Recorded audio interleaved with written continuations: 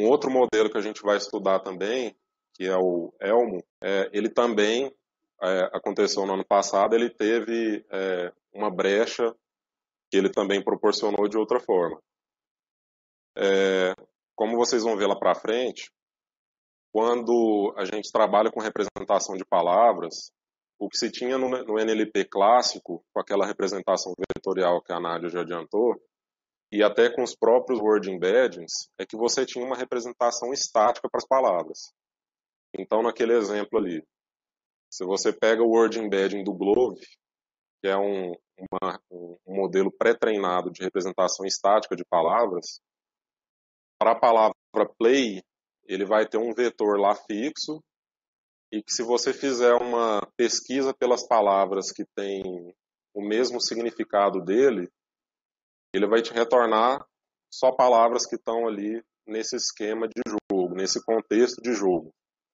Então você vai ver que você percebe que para essa palavra play especificamente, ele não tem polissemia. Se você utilizar a palavra play em outros contextos, para o modelo que você for utilizar, essa representação, ele só vai entender como se estivesse num contexto ali de jogo, de esporte. Já com o Elm, eles conseguiram treinar um modelo de representação dinâmica contextual. Você tem a representação da palavra play, mas para que você tenha a representação dessa palavra, você precisa do contexto todo. Você dá a frase inteira para o modelo e ele vai te devolver qual é a representação da palavra play naquele contexto. E com isso, se você pedir os vizinhos mais próximos da palavra ali, naquele contexto, ele vai te retornar uma outra frase em que a palavra play está sendo empregada no mesmo contexto. Na frase de cima ele está no contexto de jogo também. E na frase de baixo ele está no contexto de peça teatral. Então a gente pode ver por aqueles exemplos ali em que ele consegue manter esse entendimento de que a palavra está sendo aplicada no mesmo contexto. Um outro avanço muito grande que a gente teve em relação a essas redes pré-treinadas também no ano passado foi com esse modelo aqui que chama GPT, e desde então ele já tem uma segunda versão que chama GPT-2. Esse é um modelo generativo de texto, e o que é o grande trunfo dele? Foi, assim, pelo menos na minha experiência, foi a primeira vez que eu vi um modelo sozinho gerando texto de forma inteligível.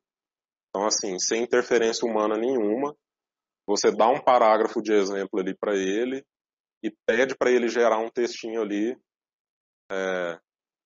usando aquilo como contexto, e ele consegue gerar para você todo um texto que é bastante coerente. É totalmente razoável? Não. Parece que uma pessoa que está sob efeito de drogas ali está falando alguma coisa viajando.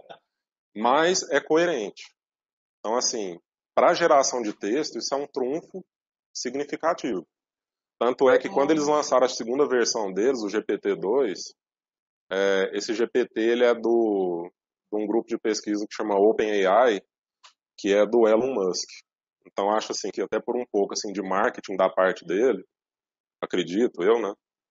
Na época eles fizeram todo um bafafá em cima disso, falando que não, a gente não vai disponibilizar o nosso modelo, a gente vai disponibilizar só uma versão pequena dele, porque senão vai ter um apocalipse, que vai ter muita geração de fake news e não sei o quê. Então eles fizeram um verdadeiro marketing em cima disso.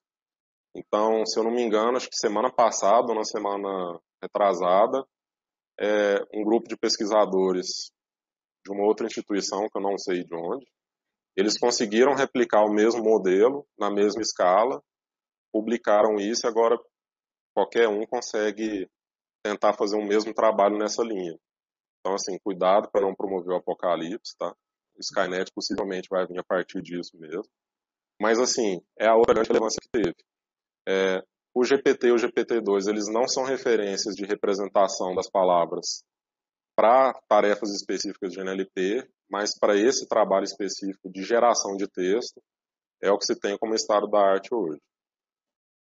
Já, no finalmente, aquele artigo que eu mostrei alguns slides para trás, que é bem relevante, eu sugiro que lá para frente vocês deem uma lida nele. Hoje não, porque talvez vocês fiquem um pouco perdidos.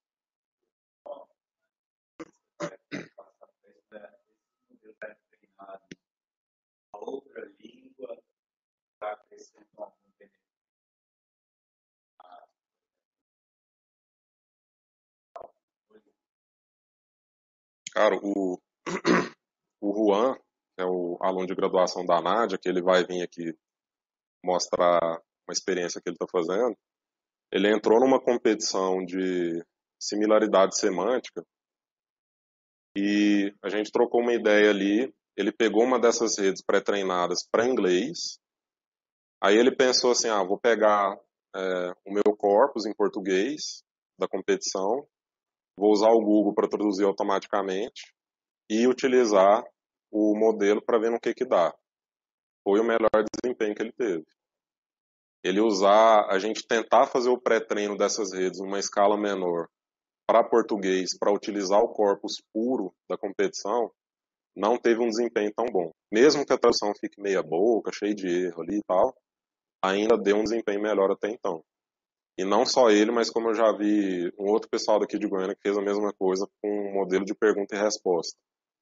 Então, a gente tem essa deficiência por não ter corpus preparado para a gente poder replicar esse, não só o treino de algumas tarefas específicas, mas algumas dessas redes aqui para fazer o retreino dela no nosso idioma é um esforço computacional muito grande. Então, essa é uma via que algumas pessoas estão explorando, é fazer tradução automática para tentar aproveitar isso de alguma forma. Então, como eu estava falando, teve esse momento, esse artigo aqui do ImageNet. Ele saiu, eu não sei se foi em setembro ou outubro do ano passado. Ele introduziu basicamente essas três redes que eu falei agora, que era o LMFIT, o Elmo e o GPT. No fim do mês, ele tinha publicado esse artigo, o Google publicou o tal do BERT, que vocês já devem ter ouvido falar.